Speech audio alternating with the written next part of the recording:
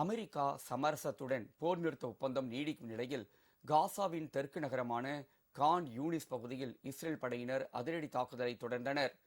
Israel பாலஸ்தீன போரை முடிவுக்கு கொண்டுவர அமெரிக்க அதிபர் டொனால்ட் ட்ரம்ப் நடவடிக்கை மேற்கொண்டார். கடந்த அக்டோபர் மாதம் 10ஆம் தேதி இஸ்ரேல் காசா இடையே போர் நிறுத்தம் செய்வது என்று முடிவு செய்யப்பட்டது. பரஸ்பரம் பிணை கைதிகளை ஒப்படைப்பது என்றும் அப்போது உறுதியளிக்கப்பட்டது. இந்நிலையில் கடந்த சில நாட்களாக காசா மீது போர் நிறுத்த ஒப்பந்தத்தை மீறி இஸ்ரேல் ராணுவத்தின் ஹெலிகாப்டர்களும் பீரங்கிகளும் காசா மீது தாக்குதலை நடத்தியுள்ளன.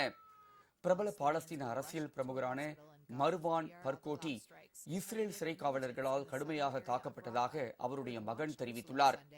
கடந்த 2023ஆம் ஆண்டு காசா மீதான இஸ்ரேல் படையினரின் தாக்குதல் தொடங்கப்பட்டதில் இருந்து சுமார் 70,000க்கும் மேற்பட்ட பாலஸ்தீனர்கள் கொல்லப்பட்டுள்ளனர். 200 பேர் சிறைப்பிடிக்கப்பட்டுள்ளனர். இதற்கிடையே இஸ்ரேலின் அடுத்த ஆண்டு பாதுகாப்பு துறைக்கான பட்ஜெட் 34 பில்லியன் அமெரிக்க டாலராக அதிகரிக்கப்பட்டுள்ளது.